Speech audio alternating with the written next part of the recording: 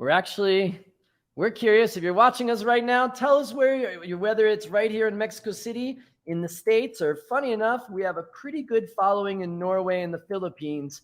Welcome in Nordmen and maligayang patating ning ma Pinoy. I don't know if I said that right, but oh well. Let's get to the news of the week because a lot of interesting things have been happening around the world. A major cold front swept through the United States and made its way down to Mexico earlier this week, causing record low temperatures and dumped snow in many localities over northern Mexico, causing widespread power blackouts in more than 23 states, as far down as the state of Mexico, and opened huge safety risks for a lot of people. The government has come under much scrutiny for this, and the story tonight is why this has happened. The situation in Mexico is bad, but in Texas, the situation is at the level of humanitarian crisis, with some reports saying that the Texas power system was within minutes or seconds of total shutdown across the state. People are struggling to stay warm.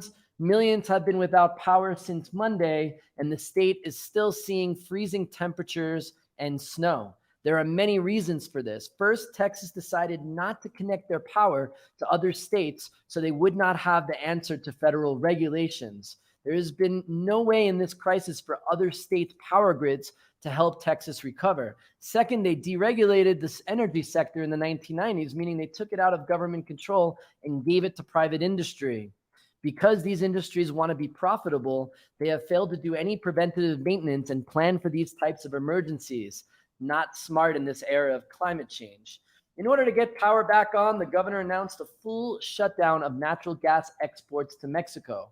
Why is that a problem? Because more than 60% of Mexico's electricity is generated by natural gas imported from Texas. Yes, 60%. And although Mexico has reserves for this type of issue, the government did not act quickly enough to use it, which is why grandma in a town of over 1,200 kilometers away from the U.S. border may have not been able to watch the most recent episode of Fuego Ardiente, and may not know if Gabriel finds his missing brother and if his partners and friends, the Ferrers, were the ones that kidnapped him. All joking aside, it's more serious than that. But it is fair that Texas Governor Greg Abbott decides to shut the gas in his state to let Mexico suffer. And I'm sorry, but that's fucked up. And that's why we deserve the name Pinche Gringo. So if another American gets offended like, Pinche Gringo, that's so offensive, this is why. The Mexican government should press this issue and find other reliable sources of its gas production. In the Rio Grande Valley, it is reported that the Mexican cell towers are functioning while the U.S. towers are out of service. That's right. It seems like Mexico has better infrastructure than Texas right now. And there was big controversy yesterday when pictures surfaced of Texas Senator Ted Cruz leaving the cold weather of Houston and heading to Cancun with his family during the humanitarian crisis. His reasoning, he was offered half-price tickets to Coco Bongo. No, actually he said, and I'm completely honest with you, he said that he was dropping off his kids for vacation and being a really good dad and then planning to come back the next day. We know that is not true. And really, Ted Cruz, I couldn't even get my dad to take me to baseball practice. Come on. I mean, look at your luggage. It was like a blown up beach ball and floaties that made it so big. Yeah, right. You were packing for the weekend. Liar, liar, Bermuda shorts on fire. And of course, this Pinche Gringo is always a hypocrite. He has publicly ridiculed a number of politicians on social media for vacationing during a crisis. Are you kidding me, Ted Cruz? Wake up. Let's move on to Mexican foreign relations. And no, we're not talking about what happens when a preppy university student goes to Europe for the summer and meets her Italian lover, brings him back to Mexico, where he can't understand why you have to be with your family every single Sunday. I'm sure some of you watching may have had a similar experience. What I'm talking about is the announcement by the López Obrador administration to appoint Mexico's education secretary, Montezuma Barragán, to be the ambassador to the United States. He brings a great amount of experience to the role. He has a master's in economics from Cambridge, served as Secretary of the Interior in the 90s, and famously negotiated peace with the Zapatistas as well. Everything looks great. He's legitimate, except for one small thing. Let's go live to Uninformed American to give us her insight on this choice for ambassador. Uninformed American, how are you doing? I'm doing okay, Dan. Doing okay, Danny. But first of all, Yeah, I don't understand. Why don't you like this selection as Barragan being the ambassador? What's up here? well, I mean, the first thing I gotta say is AMLO. First of all, how is that just something to get him on the front of the phone book? And like, come on, what's up with that? But it's the name of the president of the country. I mean, let's be respectful a little bit to that. True, His true. name. But tell me more about like why you don't like Montezuma Barragan becoming the ambassador to the United States. I just have to say, the last time I heard the name Montezuma, I was on a bachelorette party with my girlfriends, and we were at the Coco Bongo actually. So there's that story. But one minute I was dancing with this guy, and then the next minute I felt like, oh my gosh, I've got to go to the bathroom. And everyone kept saying, Montezuma, Montezuma, you must have Montezuma. And I was like, no way, can't be that. And I just feel like, why would they want to name Montezuma Bargueron? Like, I don't get it. Uninformed American, that's his name, that who he was given with. But why do you think that he cannot be a good ambassador to the United States? Oh, because I mean, everyone's gonna think about having to go to the bathroom every time they hear his name. Oh, geez. Uninformed American, thank you so much for joining us on the show today. Pinches gringos, huh? All right. Bye. In Philippine news, yes, the Philippines, because we have to now cater to our new demographic. Wink, wink. I don't know. Why do we have people from the Philippines watching us? No one else does. The university students have been protesting a recent government decision to allow security forces back into its most prestigious university, the University of Philippines. The move is reportedly to find and remove communists from the school, targeting students and professors. This is another escalation by President Duterte to crack down on political dissent against his regime. Students from the UNAM were like, damn, if that happens here, does it mean I can't smoke weed before class and bang someone by the lake? This past Sunday, love was in the air. Wait, let me rephrase it. Fully sanitized through an N95 mask, love was in the air as Mexico City celebrated its first pandemic Valentine's Day, as the capital is starting to dig out of a very difficult past few months with COVID, while single people were logging in the Pornhub and making passive-aggressive comments about their best friend's lover. You're too good for her, Alejandro. You're too good for her. Single people, don't be frustrated. Celebrate your freedom from unwanted cenas with your suegras or being told you didn't pick up the toilet seat after you peed. Don't worry, if you're looking to find your special someone during this pandemic, someone with a lot of time on their hands mapped all of the single people in the city, block by block, using Mexico 2020 census data.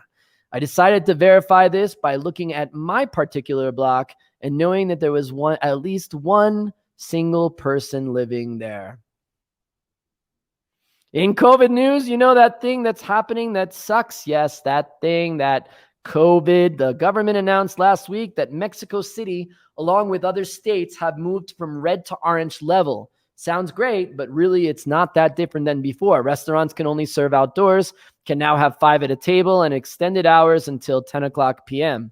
Indoor gyms are open as well, so your friend Jose, complaining for 2 months, oh my God, I'm so fat, I need to go back to the gym, can have that peace of mind. More abs, Jose, more abs. The thing is, there are still more than 8,000 people hospitalized in the Mexico City area, and that's almost double of how many were admitted in the highest point last Semáforo Rojo in May. Things are still very serious, and people need to just keep safe. But there's good news in all of this. This Mexico City government this week started vaccinating grandmas and grandpas in 3 different colonias, or alcaldes, attracting people looking for sugar mamas and daddies, or just looking for someone to bake them a cake. Grandma, I'm hungry.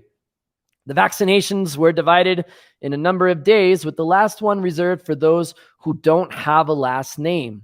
Because the government of Milpa Alta were expecting Madonna, Cher, or Rihanna to get vaccinated. And we just wanted to make sure, Sarah, that, they had a time if they don't have a last name. Tough crowd tonight. The government is starting to receive more vaccines, with large shipments from Pfizer, AstraZeneca, the Russian Sputnik, and Chinese vaccines arriving this week. People are reportedly skeptical of the Chinese vaccine because COVID is the only thing coming from China that has worked for more than a year. Thanks. A little racist, maybe not. Too early. Mexican Chancellor Marcelo Ebrard announced that the country has already ordered 260 million shots, which is enough for everyone in the country to get two.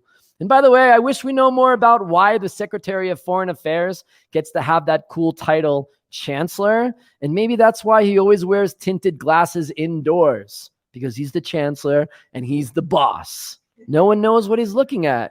I'm a little scared. The chancellor signaled that the Mexican government was planning a complaint with the United Nations to highlight the inequality in the distribution of the vaccine, citing that 9 countries are getting more share than the rest of the world, focusing their efforts on Latin American and Caribbean neighbors. All right, I know I keep telling you every week that we're going to stop talking about Trump. I know you may think that I'm obsessed with him, and I will not be able to stop talking about him. It's like bringing up your ex in a random conversation with friends. I wonder what the asshole's doing tonight. But unfortunately, Trump is not going away, and he's probably the only president to garner this much attention right after the conclusion of his term. So in January, after the armed insurrection on the U.S. Capitol, the House of Representatives, with a majority vote, impeached him. Last week, his trial took place for conviction, which needs 2/3 of the Senate to do so. So follow along with me. I know it's a little complicated, but I want to explain to you what was going on. The managers who made their case against the former president are also members of the House of Representatives. Their case was pretty much straightforward. They argued that Donald Trump incited the insurrection, in simpler words, told people to go to Washington and attack members of his own government, including his very loyal vice president. They cited videos that were repeating his tweets on a megaphone. And when the majority leader of the House called the president and pleaded with him to call off the riots, the president said, and I quote, "Well, Kevin, I guess these people are more upset about the election than you are." Amazing. The managers painted a near perfect picture of how Donald Trump was responsible for this. And it's been ridiculous because we've talked a lot in this show about the situation in Mexico in 2006 when AMLO contested the election and he occupied Reforma for 2 months and created a shadow government. But he didn't send his followers to attack and try to destroy the National Palace. The former president's legal team were pretty damn hilarious. Is it possible that his words could have been misunderstood? I suggest to you that is impossible.